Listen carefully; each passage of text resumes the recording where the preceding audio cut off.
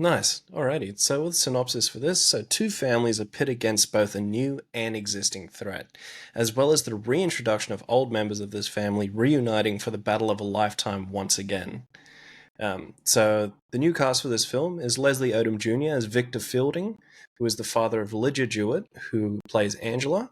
We also have Olivia O'Neill as Catherine, and Anne Dowd and Jennifer Nettles. They didn't have a cast name, but they are in the film. They're very important in this film as well. We have Raphael Sabaj as the pastor of the church for Catherine's church. We have Danny McCarthy as Stuart, who was the next door neighbor. E.J. Bonilla as Father Maddox from the church, and as well as that, Ellen Burstyn reprising her role of Chris McNeil too. Very good. It's funny when I saw that pastor because all I thought was, it's Dalton.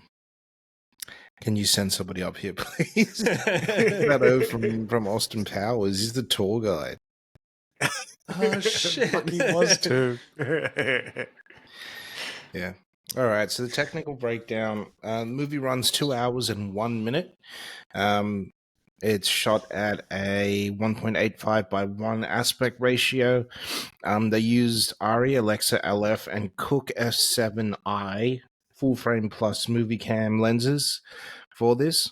So there's only been 3 movies since it's used that exact setup. So it's The Perfection, which is a Netflix movie, The Tragedy of Macbeth, which looks It's that black and white, baby. The black and white. Next level. It's black and white and it almost looks color.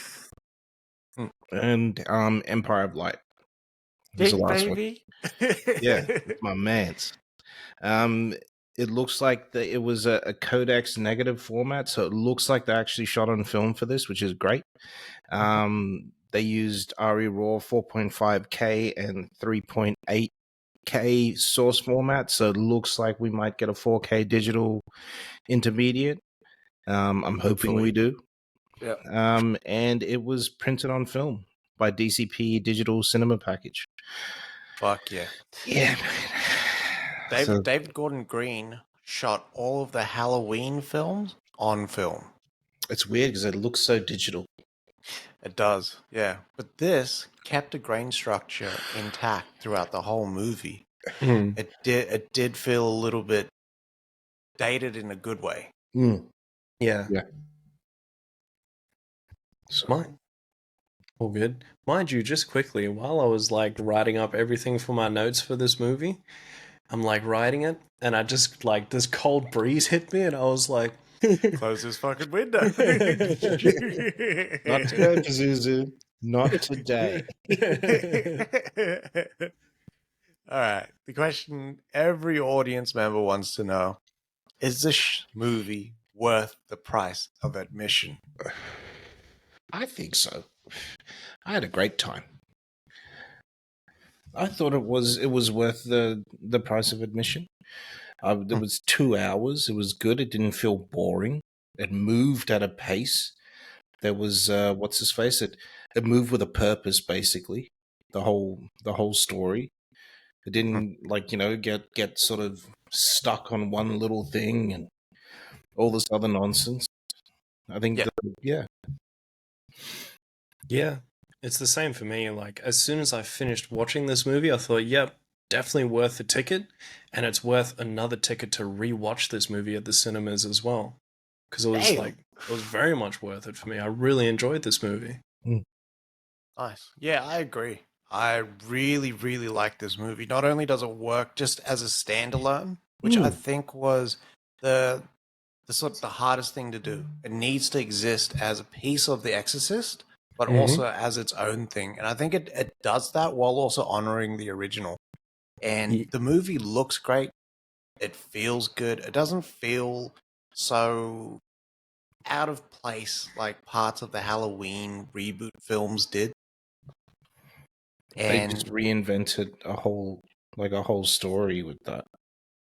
You know what I mean? Well, they went off the track completely in that Halloween Kills, and it followed a path where I didn't think it was sort of conducive to really showcasing Michael as the villain.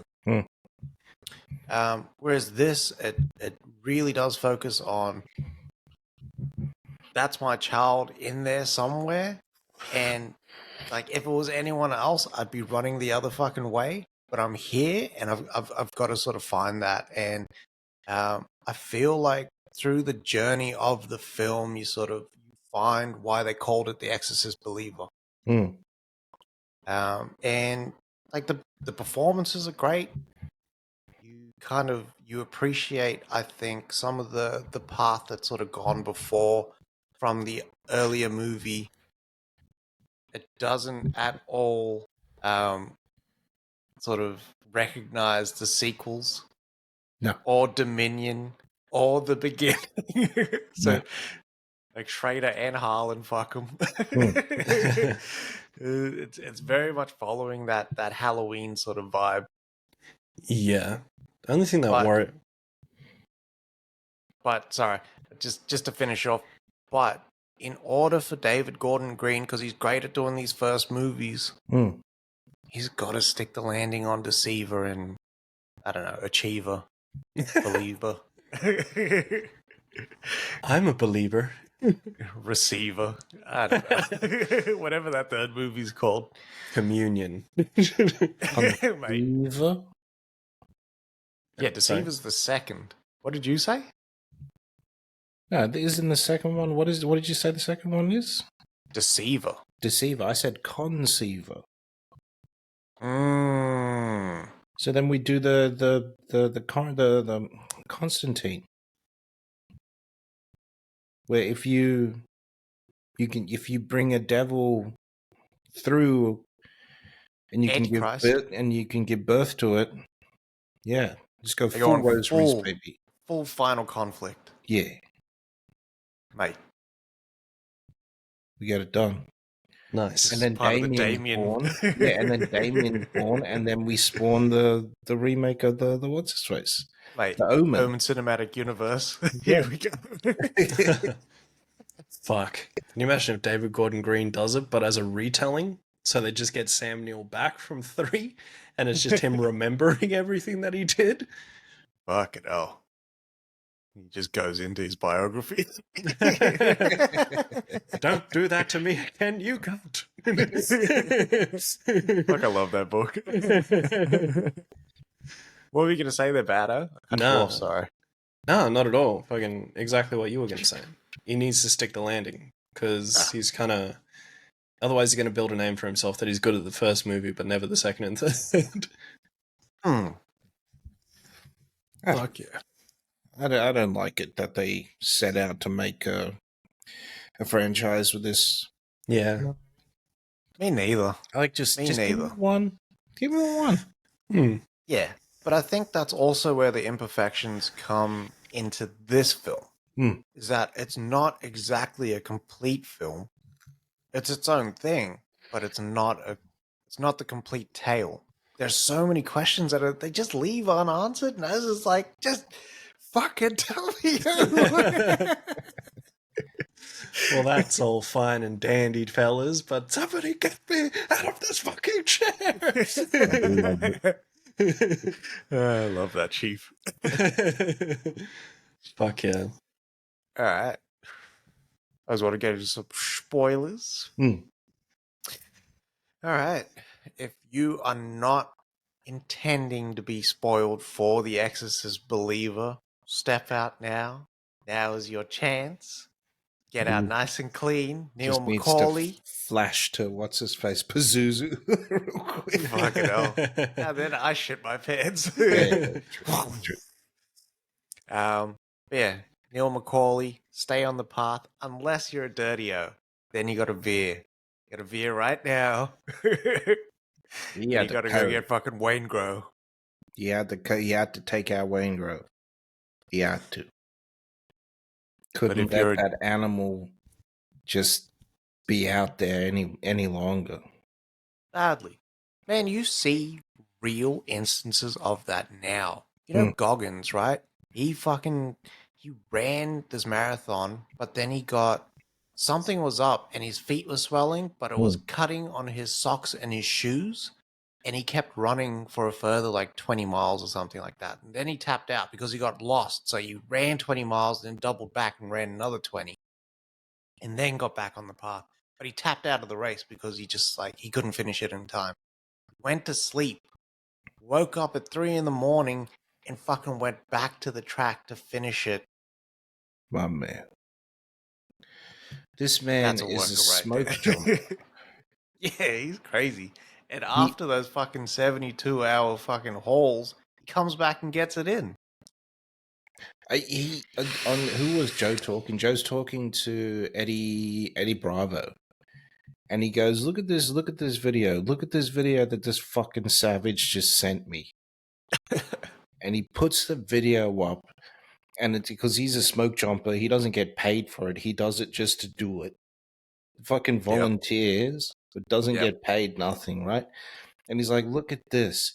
Look at these fucking, and he's like, Joe, I thought you'd like to see this. Look at the size of these fucking these bear tracks that we're seeing. And it's like burnt ground, right? And Goggins is standing on the ground. Goggins weighs what? 160, 170. Yeah? Yeah. The imprints are into that fucking burnt ground. And you can clearly see the claw and the paw and everything. It's bigger than his shoe. Fuck that. And you just see it trailing off into the woods. As long as that bear got out. Fuck. Those things are beautiful. Oh, just recently they just killed 2 people out in bloody Canada. But they was fucking around. Yeah, if you're fucking around and you know bears are out there, mate, you're kind of like inviting that shit in. Mm. It's like this movie. Let's get back to it. That was the detour. You clearly had enough time now. All right. Let's get into it. What worked for you? Kick us off there, Bado. So for me, it was having the same demon possess both girls and creating that hive mind conscience between them as well. Because this can go very fucking south. We've seen a lot of examples of this. I can't pull any from mine, but I know there are a few where it could have just gone really, really wrong. But it worked out so well because they were both individual but together at the same time, which I thought was really good. I love the mixture of the different faiths. Right? You've got different faiths and different rituals that they're using all in tandem to try and get the shit done. You know what I mean? So you got like the what's his face, and more the African style, which everything's based on African faith when you think about it. More African style faith, and then you've got like the weirder. I wouldn't say weirder, but like the more, what are they? Pentecostal? Yeah, Pentecostal sort of church, and then you have the proper Catholic church that comes through as like that old school guy that, like, don't forget about old. Yeah, have a few beers on the Saturday, go to church on the Sunday, mate. Yeah. I like that. That they had to use all 3. Couldn't just be the one this time. Yeah. Because what happens? What happens if they don't believe in Catholicism? I don't want to get into Blade 3 territory, but still, like, mate, saffron. Yeah. That was in the director's cut only. They cut that for a reason. Obviously, Goya thought it brought value to the film. God. For me, it was like they did this really, really cool thing where they limited the scares. Now, I know a lot of people are kind of going, like, it's not that scary. This film isn't that scary. But look, Exorcist itself is more of like a family drama. When you think about it, that's the core of the film. It isn't like, there's jump scares and stuff peppered in, as with this film, and then it sort of crescendos in the actual exorcism. I like that they said, well, can you imagine being in this situation? That'd be fucking horrific enough.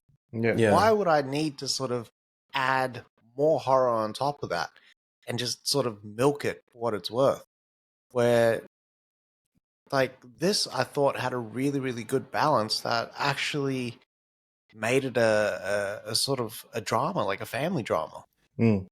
I Yeah. thought that's what really, really worked for me. And then tying in with like Victor and Angela's relationship into that, which was basically the crux of the film. And sort of, yeah, that's where the believer aspect comes in Yeah. as well. I think it's also just that, like, some people have to keep in mind that even though we are watching a movie about demons and religion, like, it's not just that kind of horror that you do face in this movie. Like, there's PTSD, everything incorporated in here. So there's different kinds of horror just like peppered throughout the film. Yeah. And also grief and sort of connection as well. Yeah. Yeah. Like not knowing what your kids are up to, like their activities once they leave school. Yeah. Fuck, what was I going to say there? Damn. I was going to say, like, people forget that The Exorcist is not, like, it only turns into that story towards the end. Yeah. Like, people forget that, hey, we're going through testing and mental testing and all that sort of stuff, and we're checking hormone levels and all that sort of stuff first to see, hey, maybe this is just, like, how do we know that originally it just wasn't a story about, like, a girl that was just hitting puberty and just hormonal imbalance and that's how we would see it now. Is it ODD or something like that? Like, yeah. All right. What didn't work for you, Oz? For me, it was that they introduced Ellen Burstyn and then benched her so quickly into this movie. I was expecting a little more time with her. From when she was introduced to the end of the movie, and I feel like it was kind of just a cop out that it's like, hey, I'm here, and now I'm gone. Yeah. I was half expecting, like, yeah, she's gonna get her eyes taken out, but then she's gonna come back, because for me it felt like she was compelled to be there because she didn't want the same thing that happened to Reagan happen to anyone else. Yeah. Yeah, I understand that, especially with how the relationship sort of ends. But I thought her arc was she was there to sort of work on the relationship between father and daughter. You know what I mean? And that's what kind of prompts him to think back to his wife's last words, where she was like, "Protect her." And then he's all in. Victor's all in from that point. But it also, I don't know, maybe it's a longer arc that'll play out in Deceiver, but then that also prompts Regan to come back into the fold. Yeah. Because now her mother needs her. I also like she talked about the patriarchy. But like it's a priesthood that has worked on exorcism for hundreds of years. Like, they're not gonna let some tourist do the fucking ritual, bitch. Damn. You know what's crazy is that there probably are nuns out there, because nuns get ordained as well, much like a priest, that are able to do exorcisms and all that sort of stuff. It's just you dumb bitches don't want to write a fantasy story about it. You realize that this is a fantasy story that William Peter Blatty fucking made up. You can do the exact same thing. They did. The Nun 2 was exactly that. Dumb shit. There was also a lot of white people bad, black people good in this movie as well. Was there? Yeah. Yeah, there was. You didn't think the way that they portrayed the white family was completely different to the way that they portrayed the black family? Yeah. I don't know about the portrayal, but that those interactions between them? Yeah. That was wild. Would that happen? In a traumatic situation like that? Would that happen? In a big town? Because they're in a big town. We're not talking about a tiny town. We're in a big town. I have no idea. I don't think so. But I think in a traumatic situation like that, you don't know how people are going to act. Yeah. Like you'd get people going, "Fuck you, you know something." My daughter was with your daughter. You know what I mean? Hmm. It's just that Victor had the good sense to be like, "Let's fucking keep calm over here and don't press me." Yeah. I know you don't know me, but one thing you do know about me is how much I love my daughter.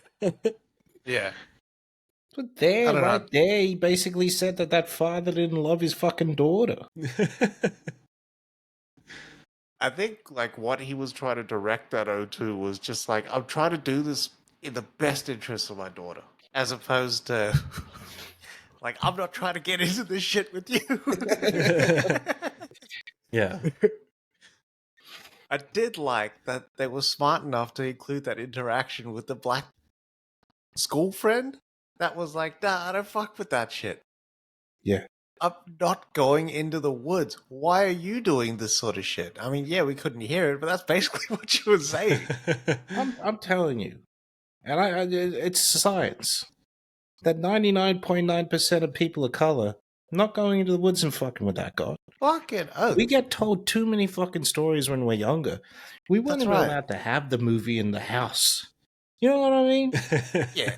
No, you Badly. can't have that movie in the house. It brings bad spirits. Mate, it's Yeah. a movie. Don't open bottles because the spirits hang around the mouth of the bottle. I was just like, you know how many times I've capped my bottle afterwards? That's the reason why I Gladly. keep I the bottle still cap. cap my bottle, dog. I don't Still fuck do around that with shit. that. Like, we know. They tell us from like 3 or something. Or nah, nah, nah, nah, nah, Yeah. nah, nah, nah, nah, nah. Yeah. This And is it how always it starts is. with... Yeah. Fuck no. What didn't work for me?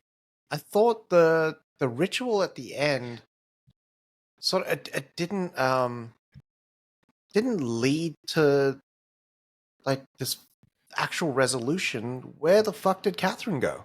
Hmm. That's like what happened to her? She's the deceiver. Like, did she live? Did she die? She's the deceiver. So, I think for me, from what I understood, was that when they're like, you have to choose, that was the lie. It wasn't to choose to save, it was to who to choose to go. To be As like, in, to, for their soul to be damned. that's fucking wild. Yeah, so that like because when you said the sequel is called Deceiver, I was like, well, that makes sense because they would, in my understanding, they were deceived into making that choice. Yeah, because that motherfucker sounded like Vecna.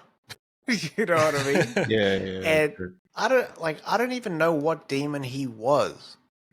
So maybe that's like when you say deceiver, maybe that's what they're gonna do in the second one is like focus on finding out who the fuck that was. Hmm. Yeah, and I think the other part of this was that because it wasn't ordained by the church, that's why this ritual was very like fucking just cut and dry. Like it was just all over the fucking place, and you had people in there who weren't really ready for this shit, and they were kind of just there because they're like, fuck, well, where else am I gonna be? Hmm. I kind of have to be here, and they didn't know Yep. what side of the fence they were on. Yeah. Telling you, they need to get what's his face in that O's son, Karras' son in real life. What's his name?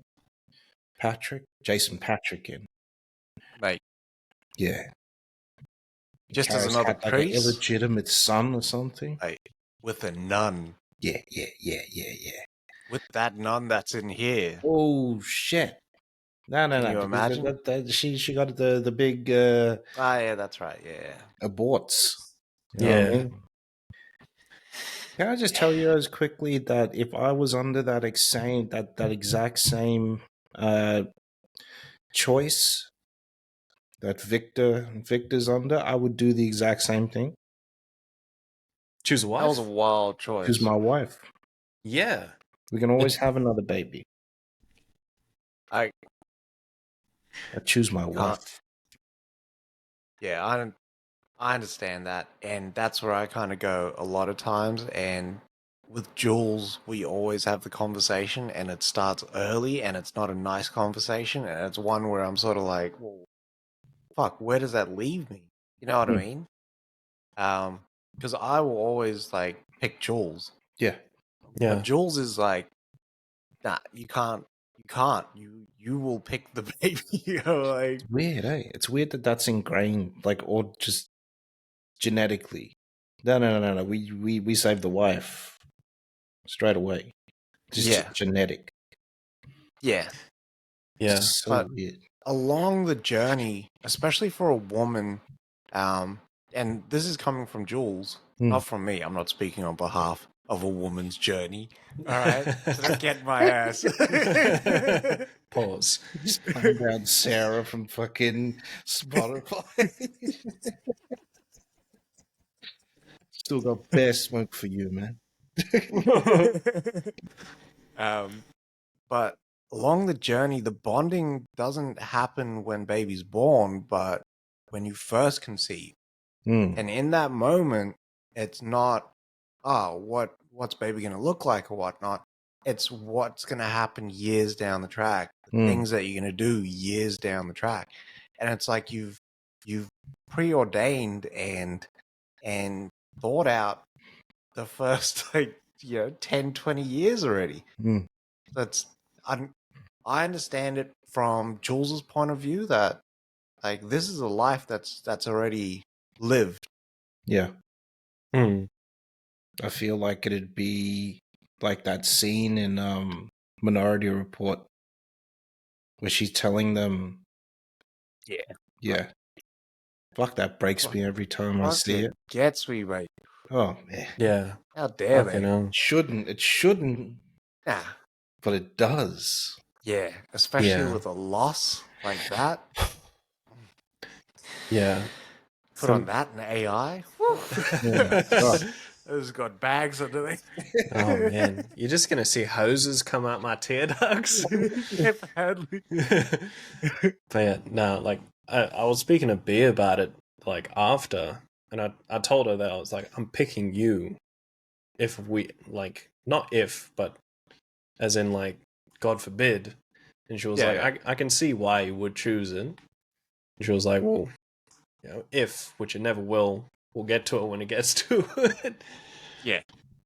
But fuck, it's a hard choice, like, because for me, when I think about that choice, I'm thinking about I'm gonna lose my best friend forever, and I'm gonna be lonely. So it's fucking tough, man. Yeah. Yeah. But I don't know if that element of the story sounds like it will, but if that plays into this bigger picture, because if Chris McNeil was there, like if it created opportunities to bring her there, then it's built off of Angela's birth. Yes. Because he tried to save the wife. Yeah. And it still turned out that like they couldn't. And the baby was Angela. Yeah.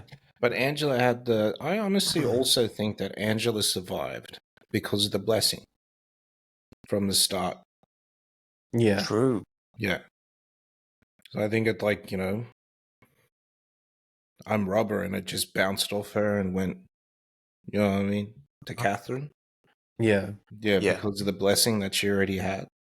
Yeah. I'd be so glad that I wasn't in that room when she received that blessing, because I would have ruined the whole fucking thing by pissing myself laughing, seeing someone blow water on someone's feet like that. Get Triple H in there. I know. We fighting, my guy.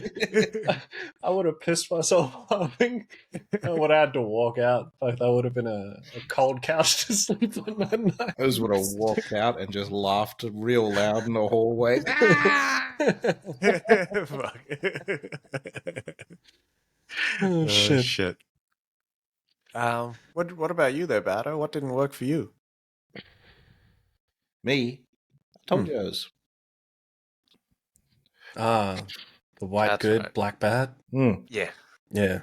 What else was there? There wasn't much else in there. I do think it could be a little shorter.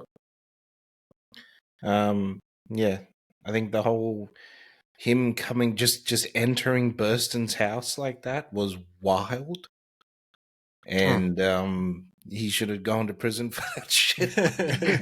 But they do that to him as well. I was like, this is fucking Oh, wild. We spoke about that. I'm pulling out the blammer if someone's like just in my house.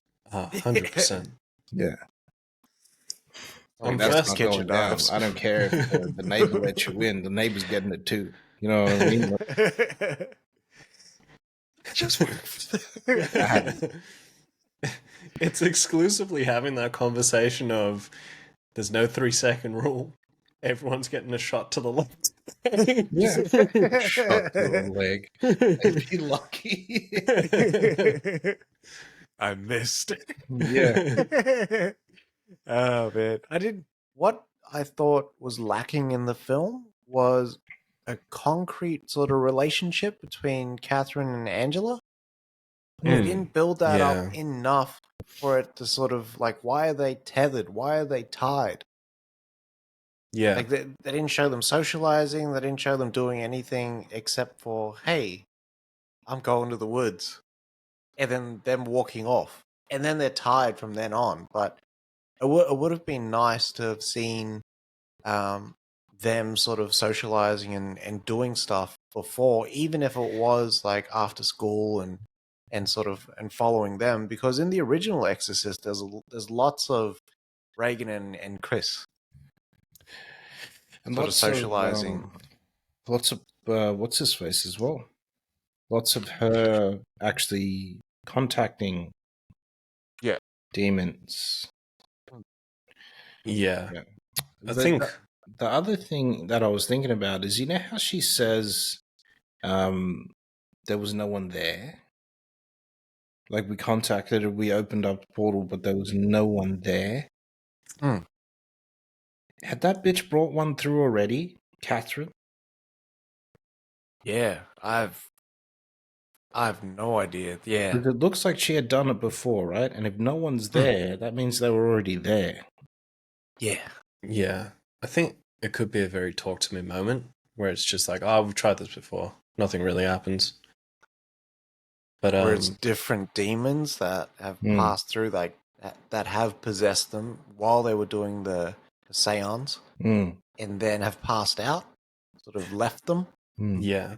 But when she says that no one was there, we do get a glimpse of someone holding that candle, and it looks like a demon holding that candle. So I don't know if she was just lying to Victor at that scene.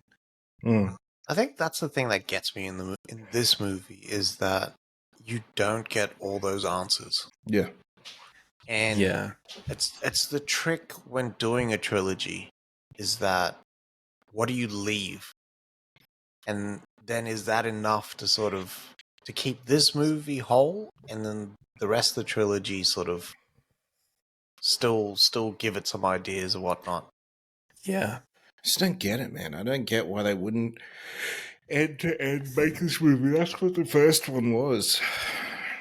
It's a start, middle, and an end, man. Yeah. There's no loose ends. There's nothing. William Peter Blatty had to go and literally make something else up. Yeah. I think, like, yeah, it annoys me that they've just greenlit a whole trilogy, like you said, Dave, because for me, if it was maybe David Gordon Green just had so many ideas for this movie, and they were like, you know what, this is a lot. We're just going to give you a trilogy. Let's do them all. Whereas it could have just been like, well, choose your strongest points, and then if this movie does well, you can do your sequel after that. Not 3 movies. We'll give you a sequel if it's that good. Yeah. Yeah, that's right. And here's the fucking kicker. David Gordon Green doesn't even think he's going to stick around for the trilogy. So he's got to make a decision by the end of this year whether he actually wants to stick around and do the other one, because if they haven't replaced the filmmaker by the end of this year, the production cycle is fucked. Yeah. So they, I think he's waiting for box office to be honest. I think he's telling himself a little story there. I think he's waiting for box office. The control and whatnot that he has over there at Blumhouse right now is amazing. They'd literally give him anything. What's his face? It's tracking for a $30 to $40 million opening. The budget for the film can't be that much. It's not 30 million. There you go. Yeah. You know, the trilogy as a whole is $400 million. Jesus. Yeah, because I remember Blumhouse saying this has been their biggest risk to date with a film. Blumhouse, and they just made all that. Did they do Saw as well or not? No. Dang. No. Lionsgate. It's all Lionsgate, baby. I guess we'll see. Like, fuck. I'm hoping the best, if I'm being honest, because I do want to see more of what we got here. Because this worked out really fucking well. Also, I was thinking about, like, you know, how to really prove a friendship in a movie is fucking hard. But I guess, like, one of the easiest ways is having something akin to, like, the burn book from Mean Girls, or having something that's shared between the two of them that you can show on scene for at least a couple seconds to establish that, okay, they've had an ongoing long relationship as friends. Because seeing her hug Angela in the car and then just going to the woods is kind of shitty. Yeah. Yeah, I mean, they could have shown seances before that, just like the first Exorcist movie did. Yeah. Mm-hmm. For sure. Captain Howdy. Yeah. Alright. What was the moment in the movie that you always realized, fuck, this is actually alright, or fucking, this is dog shit? So, for me, it was when Angela was recalling the possession, or at least what the events were during that time, although she couldn't remember it. And it was having those quick cuts of seeing all that shit, like, on the other side from what it looks like. Almost like she's recalling someone else's memories. And she's looking at something else. I was like, fuck, I'm really getting into this. Because it made me feel scared, but I was also really intrigued. Like, you can't look away. Yeah. Yeah. But also very true to the look of the possessed in Exorcist movies. Yeah. For me, it was from the start, man. When I saw those dogs fighting, and they did the throwback to the original Exorcist, and then I saw that they were in Haiti, I was like, oh shit, it really is going to be different. So it won't be... I was hoping, you know, to see more of those Haiti sort of rituals and everything. That's weirdly, it's like a mixture of African religion and Christianity, so it sort of makes sense. And then being able to see like that, all that sort of stuff, I was like, all right, cool. I was just invested now. Yeah. And weirdly, no voodoo in Jamaica. That's all made up. Yeah. You know, they're all basically Christians over there, right? Yeah. It's Oh, weird, or the Rasta, because the Rasta is the African and Christian mix. Yeah. It's weird. Yeah. So all the movies based in Jamaica. So fucking full of shit. Death, damn it. Yeah. You know what I mean? That's what I was thinking. For me, the moment where I was like, fuck, this is an actual movie, was when when she's hiding from Victor. And he's like, I'm not playing all these games or whatnot. And then you just see him creep around. It's like, all right, he's not just going to be like the father, one-layered sort of character. They're actually going to sort of build this relationship. I was like, fuck, if you're starting here, where I'm liking these two characters, and then you're going to fuck it up, I'm in. I'll take that ride. Badly. Could you abide it? Unovich, could you abide it? All right. I was got anything else? Any other tea? Whatnot? No.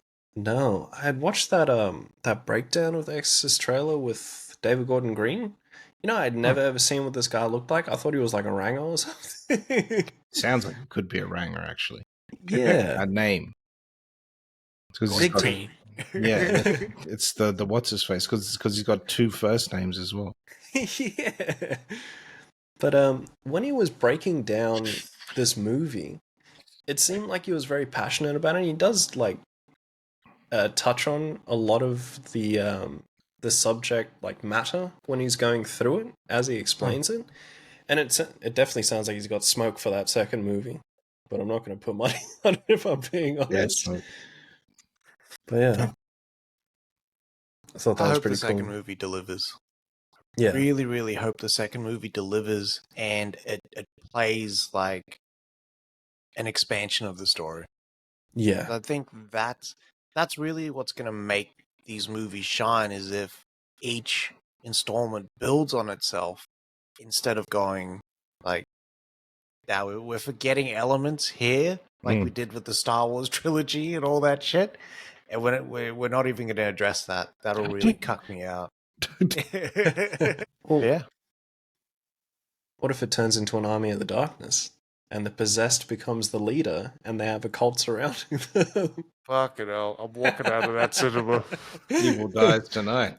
If they mention evil dies the fuck tonight, I'm out of the cinema. There's a whole bunch of rules there. If a kid gets pushed down the staircase at the start of the movie or the third one, I'm out of there. Oh man, that kid gets clubbed. Oh, bro. They really just beat Michael, though, in the streets. Yeah, that was a bit wild. They just Just really couldn't- went medieval. Yeah. Makeshift weapons. All that shit. What's wrong with these people? They were preparing. That's premeditated, mate. Yeah. You going to jail. Yeah. Even though you killed, like, the serial killer, you go to jail. You planned it, mate. Yeah. They even had the fucking group chat. Jesus, they that did day too. we talked about, Yeah. it's here. Imagine some guy just wrote "lol mob justice." I know, lol. Hashtag mob justice. Storm the Capitol after this. Badly. All of them. Was it Haddonfield? All of Yeah. Haddonfield was out there. Full force. 100%. Them gifts is getting thrown in that group chat, and then there's going to be message unsent. Lol, sorry, wrong chat. Fucking badly.